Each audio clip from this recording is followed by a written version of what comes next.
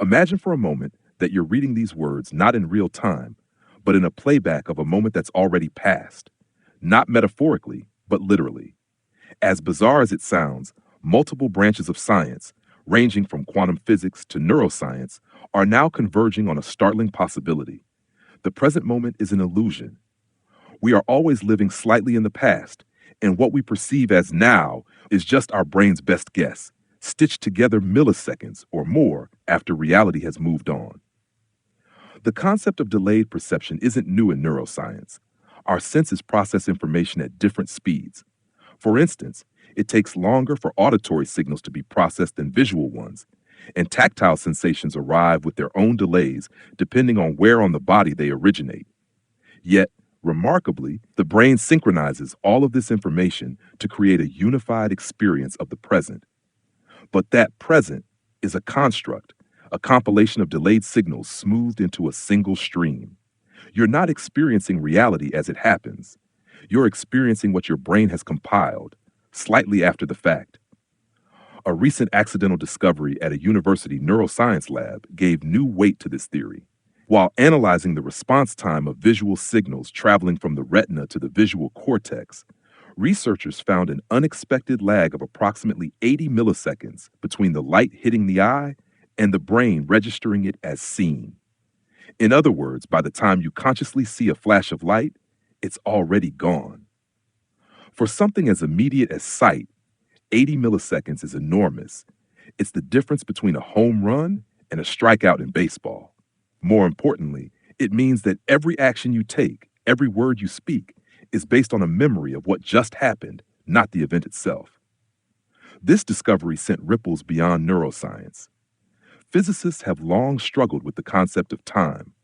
Einstein's theory of relativity already blurred the line between past, present, and future, showing that time is not a fixed river, but a malleable fabric. Events that seem simultaneous to one observer can occur at different times for another, depending on speed and gravity. Add to that the phenomenon of time dilation experienced by astronauts on the International Space Station, who age more slowly due to their velocity and weaker gravity, and you start to see that time is not what it seems. In quantum mechanics, things get even weirder. Experiments like the delayed choice quantum eraser show that decisions made in the present can affect how particles behaved in the past. A particle can seem to change its historical behavior depending on how it's measured now. These aren't philosophical thought experiments. They're peer-reviewed, repeatable scientific studies.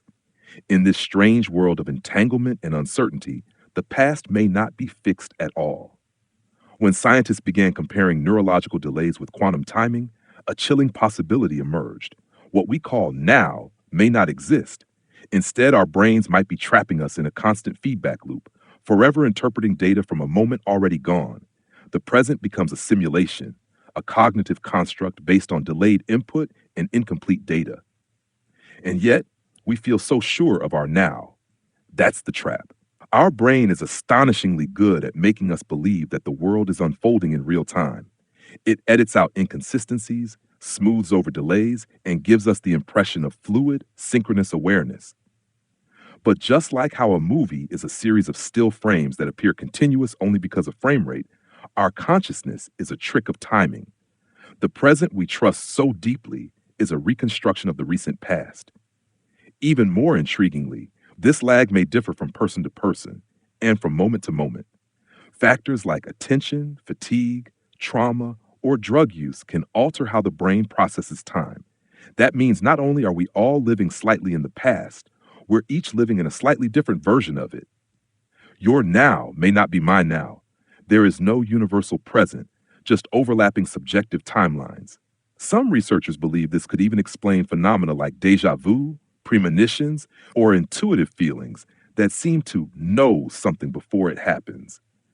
If the brain is constantly buffering and predicting in an effort to catch up to reality, it's conceivable that it sometimes overshoots or misfires, leading to moments that feel out of sync with time.